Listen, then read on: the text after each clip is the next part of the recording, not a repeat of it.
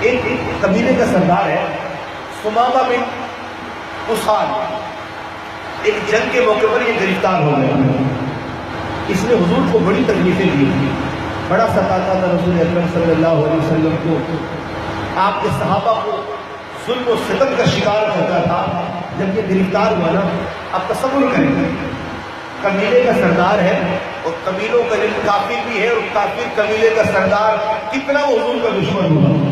جب گرفتار ہوا نا، حضور نے فرمایا اسے مسجد نبی کے ستون سے باندھا. مسجد نبی شریف کے ستون سے باندھا. اب ستون سے بندھا ہوا ہے، سبحان اللہ، ہے تو کافر مگر اس پر مقدر جھوم کیسا رہا ہے کہ اس کی مقدر سنورنے کے دن آ رہے ہیں. صحابہ کہتے ہیں صبح کا وقت ہوتا، وہ پلر سے بنا ہوا ہے، ستون سے بنا ہوا ہے، حضور آ کر اس کو دیکھتے اور چلے جاتے ہیں. ایک ساتھی کہا کرتے تھے اللہ کی قسم محبوب کے سامنے زنجیر سے جھگڑا ہونا یہ بہتر ہے اس سے کہ دوستوں کے ساتھ باغوں میں گھومنا جائے. باغوں میں گھومنا اتنا اچھا نہیں ہے، اتنا اچھا یہ ہے کہ محبوب کے سامنے بندہ زنجیروں میں جھگڑا ہو. وہ تھا تو دشمن رسول، مگر جناب اس کی قسمت کو دیکھے، صبح میں بھی اللہ اس کے محبوب اسے دیکھتے ہیں، ظہر میں بھی اسے دیکھتے ہیں. حضرت شیخ عبداللہ محدث رحمۃ کہتے ہیں 3 دن وہ حضور کے سامنے بندھا رہا، وہ بھی مسجد نبوی شریف کی. سبحان اللہ، مسجد نبوی شریف کی کیا بات، حضور کے مدینے کی کیا بات، سبحان اللہ.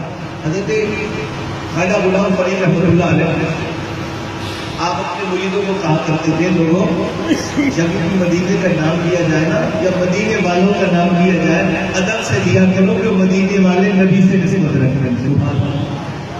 کیوں تلقین کی؟ آپ کے مرید ہیں مدینے عمرے پہ یا حج کرنے کے لیے چلے گئے، مدینے کے قریب کی بستی والوں نے قافلے کو لوٹ لیا. اب واپسی پر قافلے والے خواجہ غلام فرید سے کہتے ہیں جی وہ تو انہوں نے بڑی زیادتیاں کی، بڑا ظلم کیا ہے. آپ پتہ کیا فرمان لگے جیون جو کو انہیں نہ کیا کرو بلاغی نبی سید مدینے نہ کرتے، یعنی ایسا مت کہا کرو وہ جیسے بھی حضور کے مدینے والے ہیں. حضور عجیب بات ہے، اتفاق دیکھیں اگلے سال خواجہ غلام فرید مدینے گئے، اسی جگہ پر خواجہ صاحب کو بھی لوٹ لیا گیا. اب مرید حیران ہے کہ اب دیکھتے ہیں حضرت خواجہ صاحب ہمیں کس طرح کی تذکرہ کرتے ہیں کہ مجھے لوٹا ہے. آپ سے پوچھا حضرت آپ کو تو لوٹے گئے، آپ کو لوٹ کرنا انہوں نے پھر مدینے بھیج دیا. آپ نے پھر مدینہ آپ کی دیوان فرید پڑھ کر دیکھیں، ملتانی زبان میں آپ کا یہ تصوف پر مبنی کلام ہے. آپ اس میں لکھتے ہیں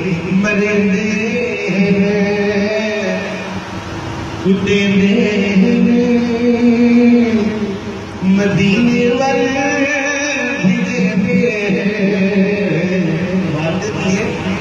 نوجوان بھی کرتے ہیں پھر ہم سے کپڑے چھین کر مدینے میں بھیج دیتے. مرے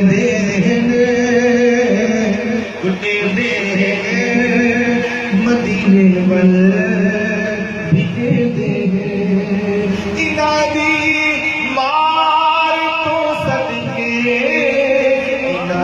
پیار تو صدقے.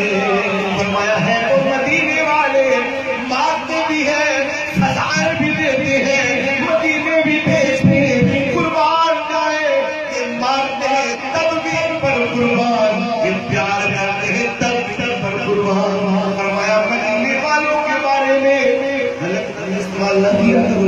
اب وہ تھا تو دشمن اور پلر سے بندھا ہوا ہے. تیسرا دن ہوا، حضور تشریف لائے، فرمایا فقال ماذا عندك یا سمامہ، سمامہ بتا تیرے ساتھ اللہ کا نبی کیا کریں گے. اس نے عرض کی اے محمد قتل کر دو تو میں قتل ہو جانے کے لائق ہوں، ورنہ ہے تو آپ بڑے کریم. حضور نے صرف اتنا کہا. دوسرا دن پھر آیا، سرکار تشریف لائے، فرمایا قال ماذا عندك یا سمامہ، اے سمامہ بتا اللہ کا نبی تیرے ساتھ کیا سلوک کرے. کہنے لگا اے محمد قتل کر دو، ہوں اس لائق کہ مجھے قتل کر دیا جائے، مگر ہے تو آپ بڑے قریب. جب تیسرا دن آیا نا، اس نے دیکھا کہ مجھ جیسے تو ہزاروں مجرم ان کے دامن کرم میں چھپے ہوئے ہیں، تو میں کیوں کہتا ہوں مجھے قتل کر دو. پھر حضور نے تیسرے دن فرمایا اے سمامہ بتا تیرے ساتھ میں کیا سلوک کروں. عرض کی اے محبوب تو بھی کریم ہے، تیری خوبی بڑی ہے، چاہے تو مجھے معاف کر دے۔ پھر حضور نے نماز پڑھائی، نماز پڑھا کے فرمایا اطلقوا ثمامہ یا اصحابی، اے صحابیو ثمامہ کو محمد عربی آزاد کرتا ہے۔ فرمایا اے ثمامہ تو میرا دین قبول کر یا نہ کر، اللہ کے نبی نے تجھے معاف کر دیا ہے۔ صحابہ کہتے بڑے پریشان ہیں، یہ تو حضور کا دشمن ہے، ابھی یہ مسلمان بھی نہیں ہے، حضور نے اس کو چھوڑ دیا ہے۔ حضور نے فرمایا گھبراؤ نہیں، یہ جائے گا نہیں، یہ آ جائے گا۔ وہ قافلہ جس کے پر ہوتے ہم نے اس کی محبت سے پری کاٹ دیے ہیں، یہ کبھی پرواہ نہیں کرے گا۔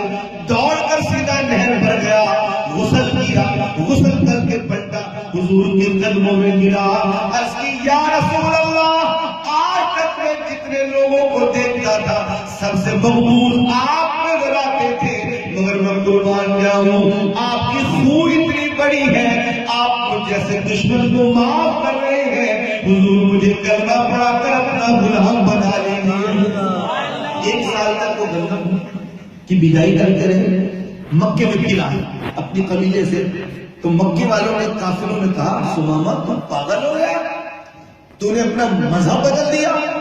کافر لوگ جب مسلمان ہوتے تھے تو کافر کہتے تھے تو نے اپنا دین بدل دیا ہے، اور کہنے لگے اے ثمامہ تو نے اپنا دین بدل دیا۔